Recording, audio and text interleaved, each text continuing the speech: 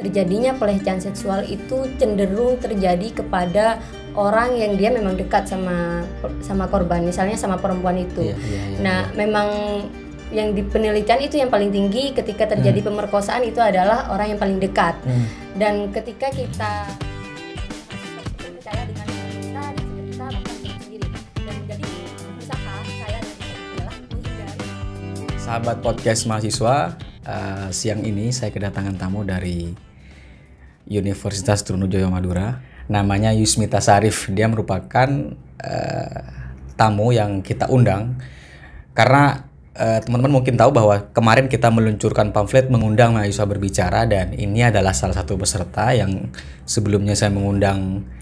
Pesertanya adalah Darul Alkom. Sekarang Yusmita Sarif dan dia akan berbicara tentang pelecehan seksual dan potensi-potensi perempuan dilecehkan gitu.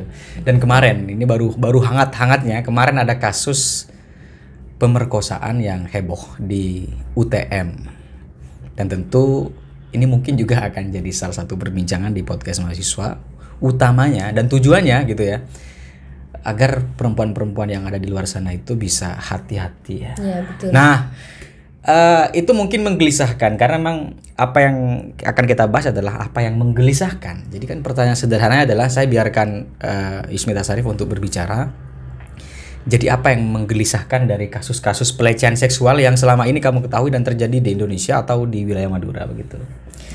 Baik Kak, jadi kegelisahan yang saya rasakan saat ini adalah bermula dari beberapa kasus seperti di mahasiswa Riau, di Unri. Ketika kasus itu diusut ke penegakan hukum, ke ranah hukum, malah yang terjadi korban yang menjadi permasalahan, dikira sebagai pencemaran nama baik, melanggar Undang-Undang ITE pada pasal 27 ayat 3 bahwa adanya pengaduan atas pelecehan seksual yang dilakukan oleh dekan FISIP tersebut itu merupakan pencemaran nama baik. Padahal ketika kita mengusut itu tuntas kepada pelaku kepada korban pelecehan seksual, tentu kita bisa mengetahui apa saja yang dirasakan oleh korban. Oke. Kita urut dulu. Jadi yang kamu ketahui tentang kasus di Unri bagaimana? Jadi ada mahasiswi nih. Ya betul. Terus? Mahasiswi itu adalah mahasiswi akhir. Dia melakukan bimbingan skripsi kepada salah satu dekan di Universitas Riau. Dia si dekan ini adalah dosen pembimbingnya. Ya betul. Terus? Dan ketika melakukan bimbingan skripsi, dekan dosen pembimbing itu tiba-tiba mengangkat kepalanya, lalu berbicara mana bibir gitu. Seperti itu. Jadi hal-hal pelecehan seksual akan gampang terjadi ketika si korban adalah orang yang ada di bawah ataupun derajatnya tidak sama dengan pelaku. Misalnya seperti seorang dosen dengan mahasiswa ataupun mahasiswi dengan kakak tingkat ataupun senior. Artinya posisi perempuan yang kalau mau disebut secara hierarkis lebih lemah, dia akan cenderung menjadi korban begitu ya. Jadi mahasiswi dengan dosen, mahasiswi tentu lebih lemah begitu ya. Junior dan senior tentu junior yang lebih. Dan kebanyakan perempuan yang jadi korban.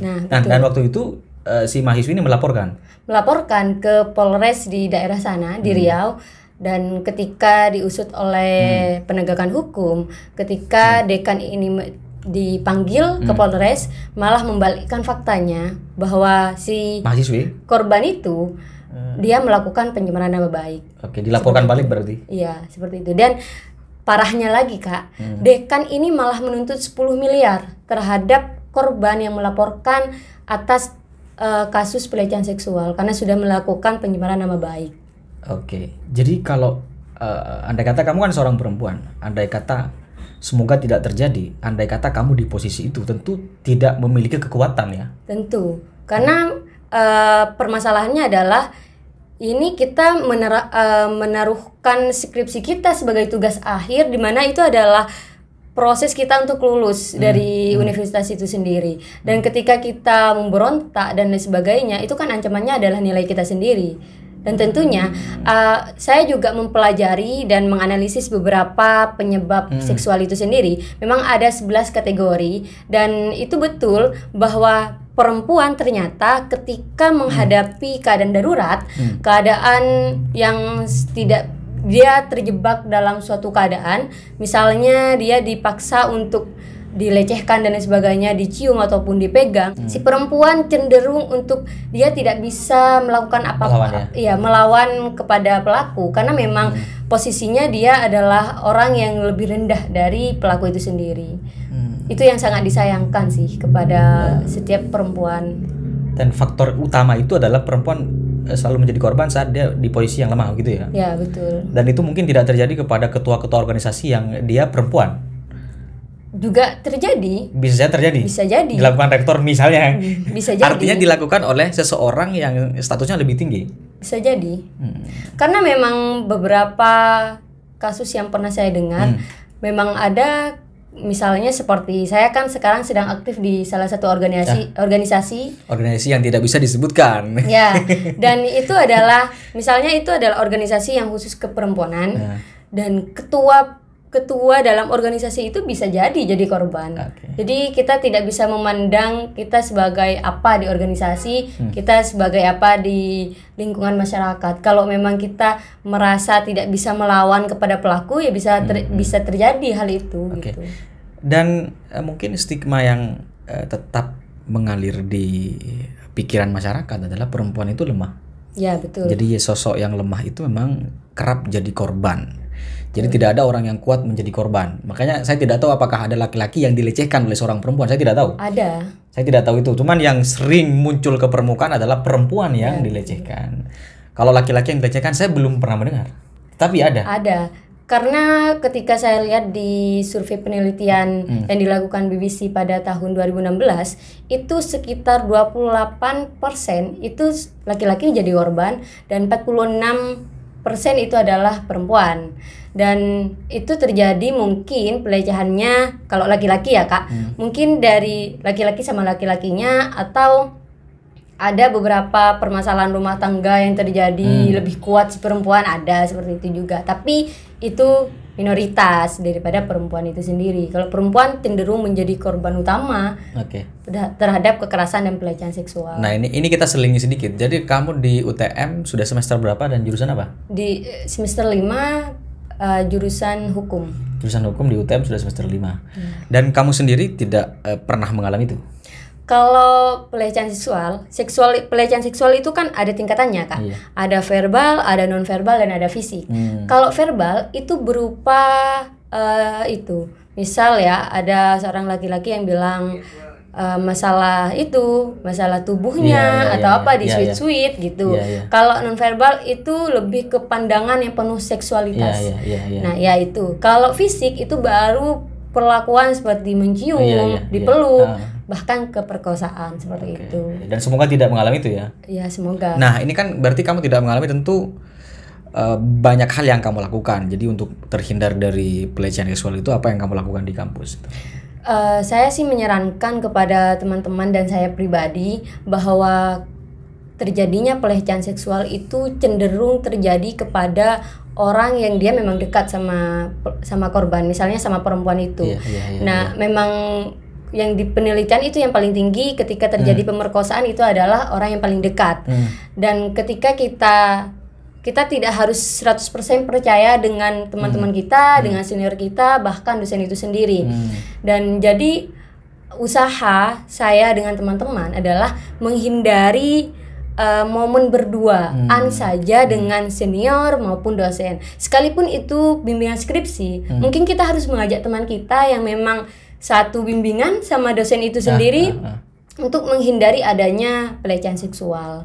Jadi untuk para perempuan baik itu di Madura, di Indonesia sekalipun, berhati-hatilah untuk berdua-duaan dengan senior walaupun itu lebih tinggi dari kita, misalnya dia adalah ketua organisasi kita, atau sama teman karib kita nggak harus 100% percaya sama mereka, bahkan dosen itu sendiri. Kita harus berhati-hati. Dan kemarin baru viral kasus tentang pemerkosaan ya di UTM. Jadi gimana situasinya di situ waktu itu? Jadi perbincangan teman-teman mahasiswa ketika ada kasus seperti itu, apakah kemudian tiba-tiba ikut mengecam pelaku atau bagaimana, atau bagaimana situasinya di situ? Kalau saya pribadi ya Kak, aku tidak langsung mengecam si pelaku, karena kita juga nggak tahu apa yang terjadi sebenarnya. Karena kalau dari dari tulisan-tulisan media itu kan sebenarnya banyak manipulasinya juga, dan saya juga tidak mengetahui faktanya seperti apa, karena pada penangkapan itu bukan ketika terjadi, bukan gerebekan, tapi memang sudah berlalu seperti itu. Oke, kejadiannya itu sudah berlalu ya? Sudah berlalu. Oke. Dan sebagai mahasiswa hukum ya kan, memandang hukum pelecehan seksual di Madura, bagaimana selama ini kamu memandang? Apakah setiap kasus pelecehan seksual itu benar-benar diproses oleh penegak hukum, atau dia justru lebih banyak perempuan yang tiba-tiba kalahkan dituntut balik begitu? Kamu mengetahui bagaimana kasus-kasus seperti itu? Kalau di Madura itu sendiri Kak, kebanyakan para perempuan yang menjadi korban dia tidak berani untuk ngelapor, karena ada sih kasus yang ketika ngelapor ke Polres malah disuruh minta maaf kepada si pelaku. Jadi hal-hal seperti itu yang tidak bisa diselesaikan oleh Polres, oleh penegakan hukum, itu membuat korban itu tidak bisa mengadukan hal yang terjadi kepada dirinya, karena memang ketika terjadi pelecehan seksual itu adalah trauma, itu pasti ada, depresi, stres dan lain sebagainya. Jadi perempuan memilih diam berarti? Iya, kebanyakan. Kamu pernah bertemu dengan teman-teman kamu yang memang, atau kamu pernah mendengar itu teman-teman kamu di UTM bahwa ketika dia pernah dilecehkan tapi dia diam? Ya betul. Saya punya teman yang dia dilecehkan, dia diam aja, tidak melapor, karena memang takut. Ketakutan itu kan, perasaan perempuan itu lebih sensitif Kak, untuk permasalahan seperti ini, karena dia mikir berapa kali dan pada akhirnya dia menyalahkan dirinya karena tidak bisa melawan ataupun dan sebagainya seperti itu. Dan ketika melapor ke penegak hukum belum tentu juga diproses. Iya betul, karena memang di BBC juga penelitiannya survei terhadap penyelesaian kasus pelecehan seksual itu hanya 6% yang sampai tuntas, sampai dihukum. 6%, bayangkan 6%. Jadi akhirnya perempuan-perempuan tidak berani juga? Tidak berani. Dan karena tidak berani dianggap diam dan pelecehan terus bisa terjadi? Ya, betul. Karena kenapa mereka terdiam? Karena ketika kita mengadu kepada Polres ataupun penegakan hukum, itu perlu ada bukti yang kuat. Sedangkan ketika kita dilecehkan, bagaimana caranya kita bisa memberikan bukti? Kalau misalnya saya cuma dilecehkan karena dicium ataupun dipegang, bagaimana caranya? Karena kita nggak tahu dan kita nggak bakalan bisa langsung ngerekam ataupun ada saksi dan lain sebagainya. Walaupun ada saksi, kemungkinan besar dia itu terdiam menutup permasalahan itu gitu. Nah ya makanya yang aneh kan, kenapa kemudian harus diam? Jadi saya memang dari kemarin terus terang podcast mahasiswa itu ingin mengundang mereka yang menjadi korban pelecehan. Tetapi teman-teman bilang nggak mungkin, karena nggak mungkin ada perempuan yang mau bersuara ketika dia sudah dilecehkan. Pertama karena emang malu ya. Betul. Artinya di Madura berbicara pelecehan seksual seorang perempuan masih sangat tabu, bahkan memalukan diri sendiri, dan itu masih ada. Beda dengan di luar ya. Ketika ada dia dilecehkan, dia mengungkapkan unek-uneknya bahwa dia ketika ngelapor kemudian tidak dilayani, kemudian disuruh minta maaf misalnya.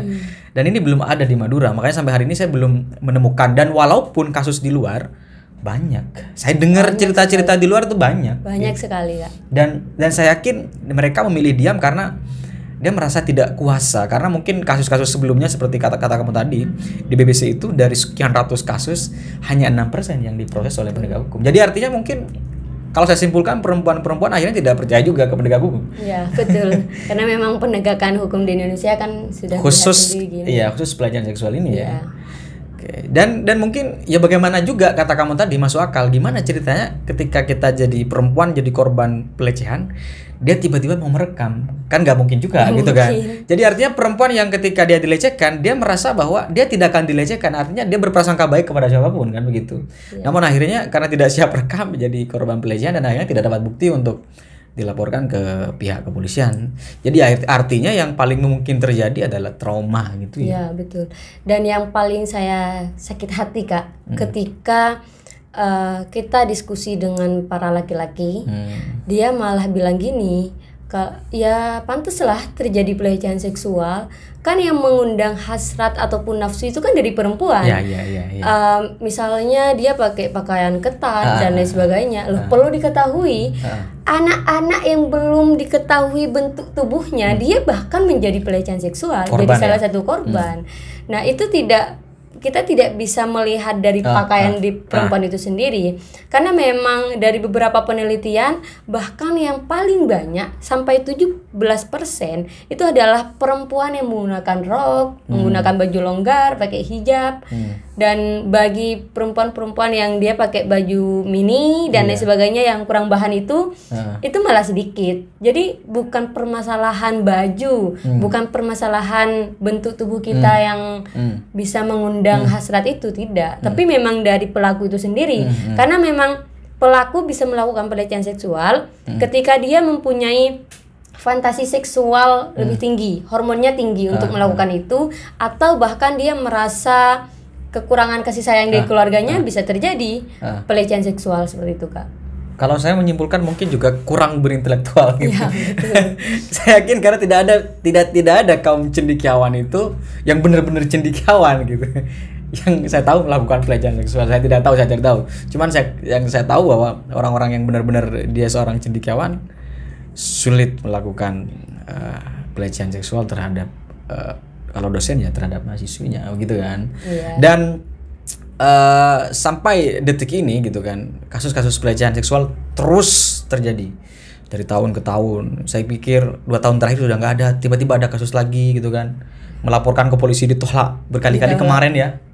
Kasus yang seperti pelecehan dilakukan oleh ayahnya atau akhirnya juga ditolak, dan sampai ada hashtag percuma lapor polisi. Iya, percuma lapor polisi karena polisi itu kan kebanyakan laki-laki. Dia nggak merasakan bagaimana jadi korban, bagaimana trauma itu bisa ada di diri perempuan, depresi, rasa cemas dan lain sebagainya. Jangankan itu, Kak. Tadi malam saya mengikuti salah satu perayaan Harlah. Di situ ada salah satu pemateri yang mengatakan bahwa ketika dia mengajukan permasalahan pelecehan seksual ke Komisi 4 di Sumeneb, malah kan itu kebanyakan perempuan yang mendudukinya. 4 perempuan di sana, dia malah bilang kan itu semuanya berasal dari perempuan. Malah dia tidak membela perempuan. Bagaimana apalagi seorang laki-laki, perempuan saja yang menduduki jabatan, dia tidak mampu melindungi kami, apalagi seorang laki-laki. Seperti itu. Dan artinya memang ke depan memang harus ada regulasi khusus yang khusus melindungi perempuan agar tidak jadi korban pelecehan atau korban apapun lah begitu. Dan tentu ini juga catatan penting bagi teman-teman perempuan yang hari ini menjadi mahasiswi ya, yang mungkin tadi belum tahu dan belum banyak bergaul juga. Jadi hati-hati dengan situasi kamu sebagai mahasiswi yang berada di titik struktur yang lebih lemah ya. Ya, betul. Dia kayak jadi junior atau dia kayak jadi mahasiswi yang sedang butuh bimbingan dosen dan seterusnya begitu. Nah, kamu nanti setelah selesai kemudian di Fakultas Hukum, apakah ada cita-cita untuk aktif di aktivis perempuan atau punya atensi khusus terhadap kasus-kasus perempuan gitu di Madura lah? Tentu, Kak. Nanti ketika mungkin kalau ada kesempatan ketika sudah lulus dari UTM, tentu saya juga akan bergabung ke Komnas Perempuan ataupun ke pihak-pihak organisasi perempuan itu yang mengusut tentang isu-isu yang kebanyakan itu korbannya adalah perempuan, misalnya pelecehan ataupun buruh perempuan yang tidak dikasih cuti menstruasi ataupun hamil. Kan kebanyakan para perusahaan tidak mengerti hal itu. Betul seperti yang dikatakan oleh Wakil Bupati Sumeneb, mengatakan bahwa perempuan harus menjadi pemegang kebijakan agar bisa menyampaikan aspirasi perempuan yang selalu disepelekan sama seorang laki-laki seperti itu. Dan saya sih sekarang alhamdulillah sekali karena Pak Nadiem Makarim juga mendengar aspirasi kami. Beliau mengeluarkan peraturan menteri nomor 30 tahun 2021 yang tentang penanganan dan pencegahan pelecehan seksual. Namun permasalahannya adalah ketika saya membaca draft itu, yang terjadi adalah ketika nantinya ada pelecehan seksual yang itu yang melakukan adalah mempunyai jabatan tinggi di kampus, boleh diberikan sanksi berat kepada pelaku dan tidak boleh memberikan sanksi di luar yang diatur oleh Permendikbud itu sendiri. Dan sanksi berat itu sendiri hanya pelepasan jabatan dan lain sebagainya. Dan kan tidak menutup kemungkinan Kak ketika seorang rektor misalnya ataupun satgasnya sendiri, karena kan di dalam peraturan itu setiap kampus katanya harus ada satgas tersendiri tentang pelecehan seksual, dan itu yang sangat disayangkan dan tidak ada hukuman pidana di sana, cuma ada sanksi administratif seperti dikeluarkan ataupun dikasih surat tertulis atau teguran semata seperti itu. Oh, itu mungkin di lingkungan kampus, tapi kan bisa dilaporkan juga melalui kitab undang-undang hukum pidana, kan bisa dicari pasalnya di situ kalau memang sudah dia melanggar dan benar-benar melecehkan, ada buktinya kan begitu. Iya betul, tapi kan permasalahannya kalau kita sudah dewasa ya, kalau sudah di atas umur 18 ke atas, kan bukan pelindungan anak juga yang jadi perlindungan kita. Jadi kita pakai pasal apa untuk melindungi kita itu sangat sulit sekali, apalagi memang hal-hal bukti mengenai pelecehan seksual itu tidak bisa semerta-merta bisa kita langsung diajukan karena memang butuh kevalidan dan lain sebagainya. Jadi itu kegelisahan yang sampai hari ini mungkin kegelisahan itu belum mendapatkan solusi.